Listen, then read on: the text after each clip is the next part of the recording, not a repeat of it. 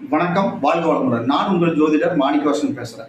இன்னைக்கு பேசக்கூடிய தலைப்பு என்னன்னு பார்த்தோம்னா, ராகு கேதுவுக்கு உண்டான ரத்தினங்கள். ஏன்னா அவங்களுக்கு சொந்த வீடு கிடையாது. அவங்களோட திசை புத்தி நடக்கிறப்போ நாம அவங்களோட கற்களை அணியும் போது ரொம்ப அற்புதமான பலாபலங்கள் நடக்கும். ராகு திசை 18 வருடங்கள். அப்போ நம்ம அந்த திசை நடக்கும்போது கோமேதகம் அணியணும். கோமேதகம் தங்கத்திலேயோ அல்லது வெள்ளியிலையோ அணிஞ்சிக்கலாம். அடுத்தது பார்த்தோம்னா கேது திசை 7 வருடங்கள். அவர் நின்று நடக்கிறப்போ வைடூரியம் அணிஞ்சிக்கலாம் 7 வருடம்.